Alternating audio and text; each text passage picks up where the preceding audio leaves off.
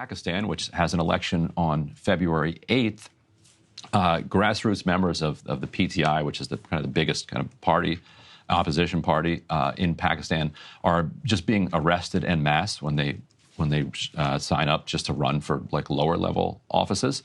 And the opposition party leader, former Prime Minister Imran Khan, earlier this week was sentenced to 10 years in a totally bogus case around the alleged mishandling of a classified document that we actually published over The Intercept. He was not our source.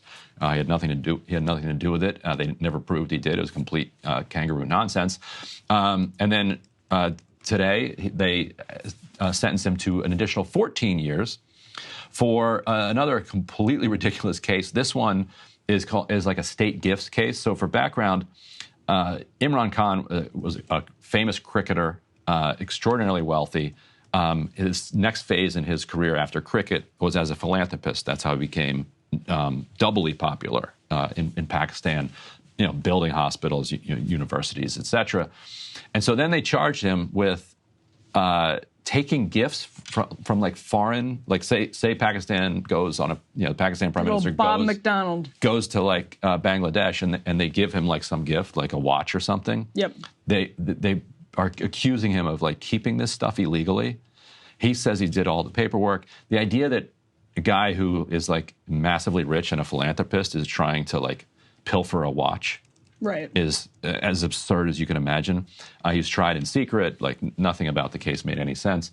And they're banning him from running for office for 10 years and essentially banning the PTI from the ballot. It's complicated the way that the court did it. The State Department, meanwhile, no sanctions whatsoever.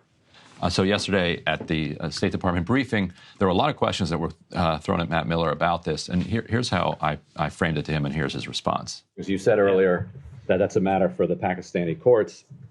When it came to Venezuela, that's a political matter, it seems. The Venezuelan courts, of course, approved Maduro's banning of the party. Now, you could say that court is under Maduro's thumb. It's a kangaroo court. But in Pakistan, the prosecution was held in secret. Just recently, his attorney, Imran Khan's attorneys, were kept out of the courtroom, and they took attorneys from the prosecution team and put them on the defense team. Nothing about that prosecution seems less than kangaroo. So why would Venezuela's be a political case, but when it comes to Pakistan, that's a matter for the Pakistani courts? So there are different situations, and we have not yet made that conclusion with respect to the Pakistani legal process. When you look at Venezuela, we are looking at the entire history of the Maduro regime in cracking down on democracy and, most importantly in this case, failing to carry out the commitments that they made to allow candidates to run. It's a commitment that they made that the country has reneged on, and that's why we were able to make the assessment in that case. So there might still be a determination on the Pakistan question? I don't have anything to preview, but it's not one that we've made at this time. So Matt Lee, So Matt Lee, the AP reporter, followed up immediately after this and said, wait a minute. So Venezuela does not have independent courts, but are you saying that Pakistan does? Right. He's like, and he said, my phone's dying here, but if I looked up the State Department's human rights report on Pakistan, would I find that the State Department feels like Pakistani courts are completely independent and trustworthy? What would we do as a country without him in those briefings? I know, it's fun to watch him.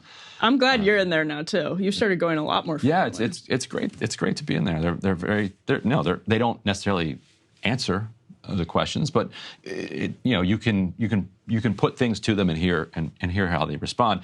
So if people are actually wondering what the difference is, yes, Venezuela is an adversary. Maduro is an adversary of the United States, and the military-backed government in Pakistan is an ally of the United States. And Imran Khan was seen to be either adversarial or too neutral.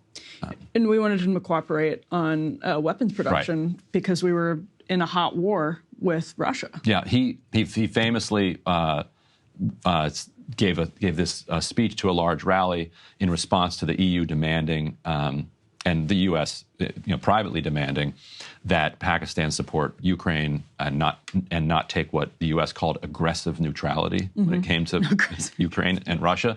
He gave a speech where he said, "We are not your slaves." And that kind of rhetoric chafes the West. It's like, what are you talking about? Right. You do what you're told. And now he's in prison. How has October 7th given Imran Khan's relationship with the broader sort of Muslim world and his sort of followers, his base, how has that shifted how the State Department treats Imran Khan's base and support in Pakistan? Perhaps second to Erdogan, but actually maybe not. Like Imran Khan was probably the most popular Muslim elected official in the world because Erdogan was not also a famous cricketer on top of everything that else that Khan did. Don't give him any ideas. And so Khan, if Imran Khan were in power now, he would be kind of a loud voice when it came to the Israel-Gaza question. Instead, he's completely muzzled.